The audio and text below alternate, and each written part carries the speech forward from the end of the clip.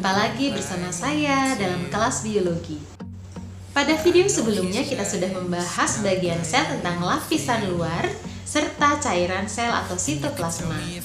Nah, untuk video kali ini kita akan membahas tentang organel sel. Setelah menyimak video ini, kalian diharapkan dapat mengidentifikasi ciri-ciri serta fungsi dari organel-organel sel. Ada beberapa macam organel sel antara lain nukleus, retikulum endoplasma, badan Golgi, mitokondria, plastida, vakuola, lisosom, peroksisom, glioksisom, sentrosom, dan sitoskeleton. Mari kita bahas satu persatu. Yang pertama, nukleus atau inti sel. Umumnya terletak di tengah sel. Namun pada sel tumbuhan, nukleus dapat ditemukan di pinggir sel seiring dengan membesarnya ukuran vakuola. Di dalam nukleus terdapat anak inti atau nukleolus dan materi genetik berupa benang-benang kromatin. Benang-benang kromosom inilah yang menyimpan informasi genetik berupa DNA. Fungsi utama dari nukleus adalah mengendalikan proses metabolisme sel. Yang kedua, RE atau retikulum endoplasma. Bentuknya seperti labirin yang menempel pada membran inti sel. Ada dua jenis RE, yaitu RE halus dan RE kasar. Apa bedanya? RE halus tidak ditempeli oleh ribosom, sedangkan RE kasar ditempeli oleh ribosom. RE halus berfungsi dalam proses pembentukan lipid, sedangkan RE kasar berfungsi untuk menyalurkan protein yang dihasilkan oleh ribosom. Yang ketiga, badan Golgi atau aparatus Golgi. Bentuknya mirip dengan retikulum endoplasma, namun terletak di dekat membran sel. Pada sel tumbuhan jumlahnya ratusan, sedangkan pada sel hewan hanya 10-20 saja. Hal ini berkaitan dengan salah satu fungsi badan Golgi, yaitu membentuk dinding sel pada tumbuhan. Pada sperma, badan Golgi membentuk akrosom yang berfungsi untuk memecah selubung ovum. Sedangkan fungsi utama dari badan Golgi adalah sebagai organel sekresi yang dapat mengeluarkan enzim maupun cairan lainnya. Yang berikutnya adalah mitokondria. Mitokondria letaknya tersebar pada sitoplasma. Pada sel hewan jumlahnya bisa mencapai ribuan, sedangkan pada sel tumbuhan jumlahnya lebih sedikit. Ini karena sel tumbuhan sudah memiliki plastida yang berfungsi sebagai organ penghasil energi, cara fotosintesis. Mitokondria mempunyai bentuk yang lonjong dengan panjang sekitar 1-10 mikrometer, diselimuti oleh dua membran, yaitu membran luar dan membran dalam. Membran dalam membentuk lipatan-lipatan yang disebut dengan krista. Semakin banyak lipatan krista akan memperluas dan meningkatkan produktivitas respirasi sel. Maka, jumlah energi yang dihasilkan oleh sel akan bertambah banyak. 6. Plastida. Plastida dimiliki oleh tumbuhan, alga, dan beberapa bakteri. Berdasarkan kandungan pigmen dan fungsinya, ada 3 jenis plastida, yaitu kloroplas, kromoplas, dan leukoplas. Leukoplas adalah plastida yang berwarna putih atau tidak berwarna. Fungsinya menyimpan zat tertentu, misalkan amiloplas yang menyimpan amilum, dan contohnya terdapat pada akar singkong. Berikutnya adalah kromoplas. Kromoplas adalah plastida yang mengandung pigmen selain warna hijau. Contohnya, phycoerythrin adalah warna merah, phycocyanin adalah warna biru, dan phycosanthin adalah warna coklat, serta karoten yang menyebabkan warna kuning. Kromoplas terdapat pada sel bunga dan buah-buahan yang sudah masak. Pada bunga, kromoplas membantu memikat supaya serangga tertarik untuk hinggap dan membantu penyerbukan bunga. Jenis plastida yang ketiga inilah yang paling banyak, yaitu kloroplas. Plastida jenis ini mengandung pigmen klorofil yang juga disebut sebagai zat hijau daun. Maka, kloroplas mempunyai fungsi sebagai tempat fotosintesis. Fotosintesis inilah yang menjadi sumber energi utama bagi sel tumbuhan. Yang berikutnya adalah vakuola. Vakuola terbentuk dari pelipatan membran sel ke arah dalam. Vakuola dapat berubah ukuran menjadi lebih besar karena berasal dari penggabungan vakuola-vakuola yang kecil yang berasal dari RE ataupun badan Golgi. Pada protozoa, jenis vakuola ada dua macam, yaitu vakuola makanan dan vakuola kontraktil. Vakuola makanan fungsinya untuk mencerna makanan, sedangkan vakuola kontraktil akan membantu kontraksi sehingga protozoa bisa bergerak. Namun yang akan kita bahas lebih lanjut adalah jenis vakuola yang terdapat pada sel tumbuhan. Vakuola pada sel tumbuhan berfungsi untuk menyimpan cadangan makanan, bisa berupa gas, senyawa organik, atau ion-ion organik. Vakuola juga menjadi tempat penyimpanan pigmen warna pada daun, buah, dan bunga. Hati-hati ya, ada beberapa tanaman yang mengeluarkan racun. Nah, racun inilah yang disimpan pada vakuola.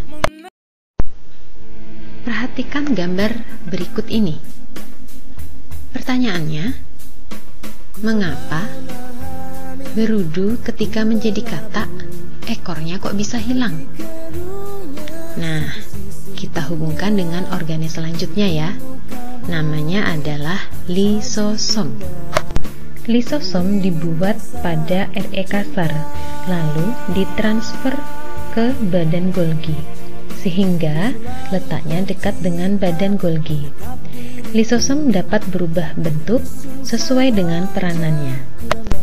Fungsinya adalah untuk mencerna makanan secara fagositosis, tetapi juga bisa untuk mencerna benda-benda asing yang masuk ke dalam sel, misalkan kuman seperti bakteri.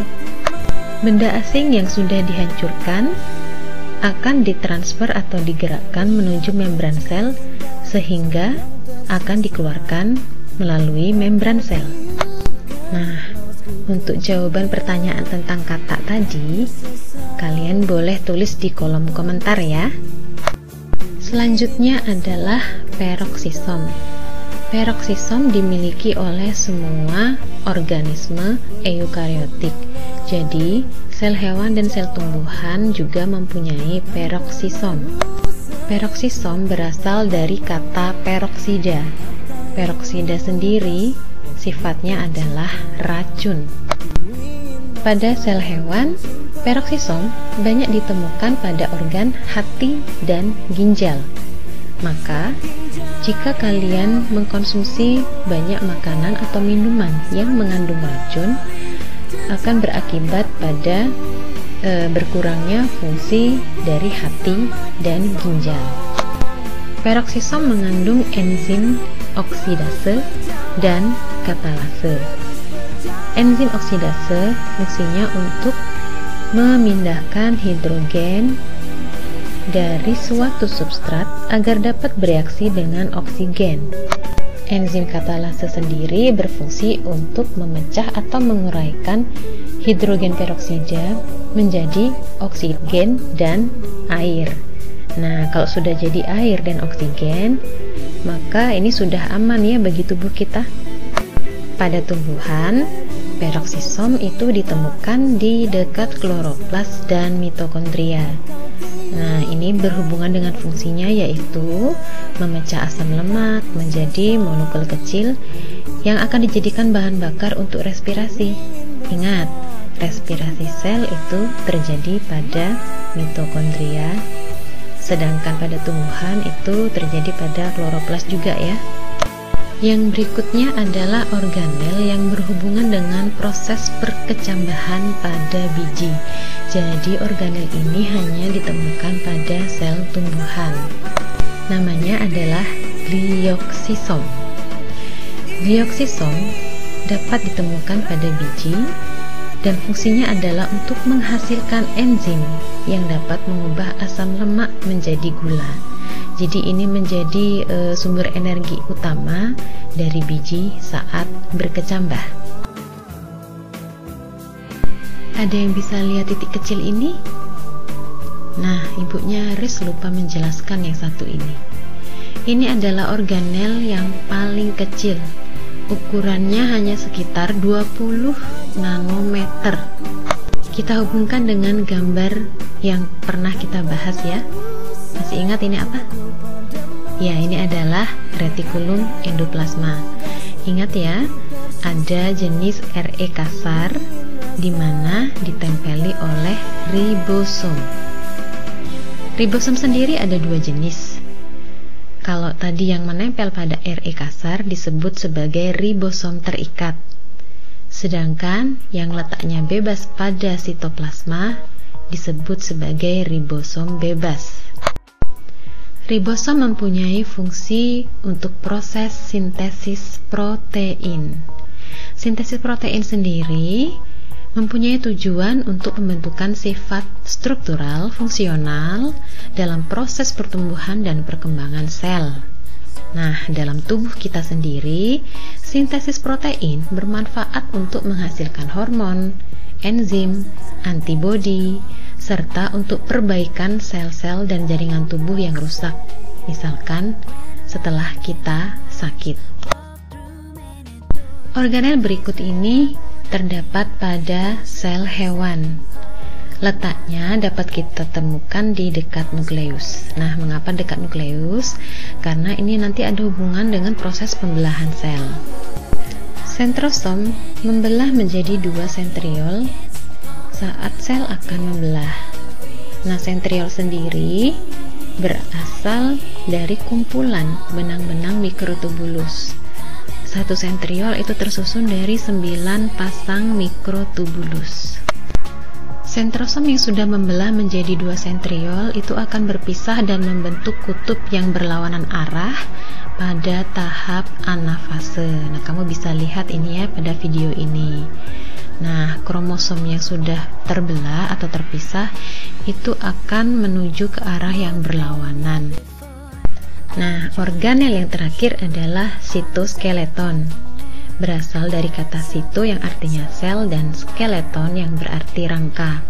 Jadi fungsi dari sitoskeleton sendiri adalah menjadi kerangka sel yang kuat dan lentur. Ada 3 jenis dari sitoskeleton, yaitu mikrotubulus, mikrofilamen, dan filamen intermediate atau filamen antara. Mikrotubulus adalah rantai protein yang berbentuk spiral dan berongga dan bentuknya seperti tabung. Mikrotubulus mempunyai fungsi untuk membentuk organel sitoplasma berupa sentriol, silia, dan flagel. Nah, tadi pada organel sebelumnya kita sudah bahas ya tentang sentriol. Jenis sitoskeleton yang kedua adalah mikrofilamen. Mikrofilamen sendiri bentuknya rantai ganda protein sama ya seperti mikrotubulus tadi, yang saling bertautan dan bentuknya ukurannya tipis, terdiri dari protein yang disebut dengan aktin. Nah, mikrofilamen sendiri bertanggung jawab untuk semua gerakan yang ada dalam sel, misalkan kontraksi pada otot. Pada sel tumbuhan, interaksi antara protein aktin dan miosin itu akan menyebabkan perubahan fase dari sol ke gel. Ingat ya, fase pada sitoplasma. Jenis sitoskeleton yang ketiga adalah filamen intermediate atau filamen antara. Bentuknya seperti kabel atau rantai yang saling melilit. Nah, fungsinya untuk menjaga kestabilan posisi organel tertentu, misalkan nukleus. Demikianlah ke-13 organel sel. Tapi ingat ya, tidak semua organel sel itu bisa kita lihat menggunakan mikroskop cahaya. Jadi beberapa organel sel yang berukuran kecil hanya dapat kita lihat menggunakan mikroskop elektron yang perbesarannya bisa sampai jutaan kali. Setelah mempelajari struktur dan fungsi bagian-bagian sel, tuliskanlah apa saja perbedaan dan persamaan dari sel hewan dan sel tumbuhan. Demikianlah pembahasan kita tentang struktur dan fungsi organel-organel sel. Semoga ini dapat membantu dalam proses pembelajaran jarak jauh kita ya. Jika ada pertanyaan, bisa kamu kirimkan lewat kolom komentar pada kelas Edmodo kita. Sampai jumpa pada video pembelajaran selanjutnya.